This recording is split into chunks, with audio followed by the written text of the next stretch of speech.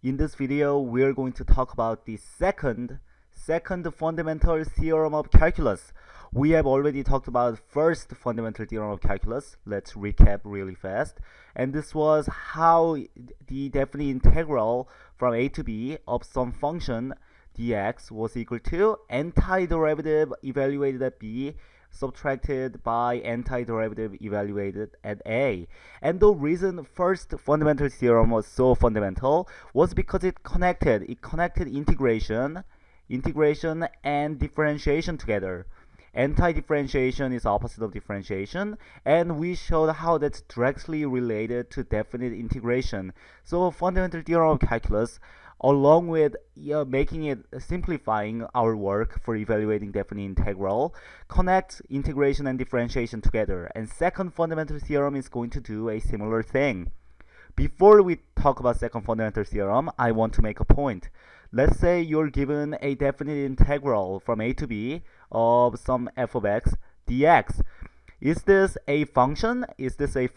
Which means for different values of x, this function is going to output different things, or is this a constant?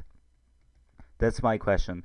By constant, I mean things like 2, 5 pi, 7e, whose values are fixed. The value is not going to change. By function, I mean functions like y equals to x squared. Depending on what value of x you plug in, this function is going to change its output.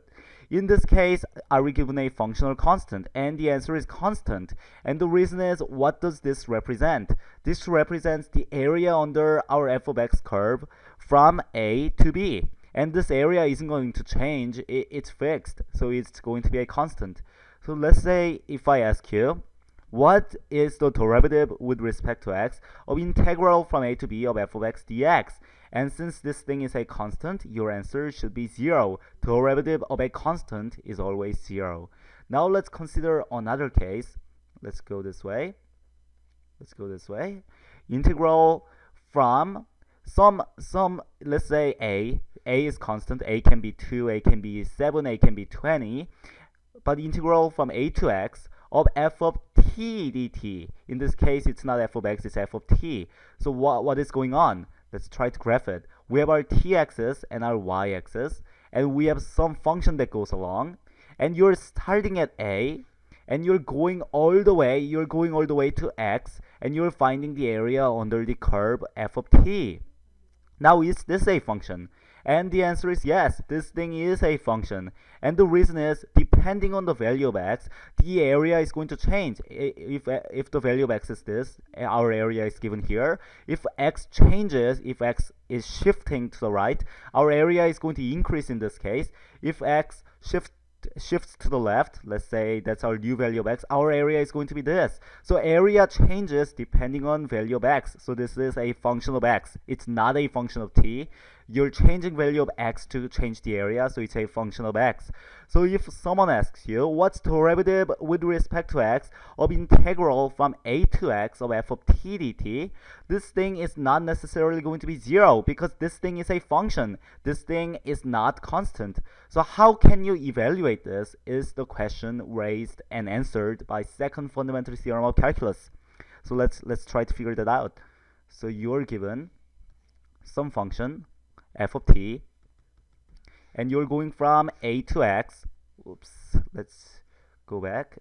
You're going from, if I can draw this, a to x, if my tablet starts to work, and you're trying to find area under this f of t dt, and you're not trying to find the area, my bad, you're trying to find derivative with respect to x of the change in area.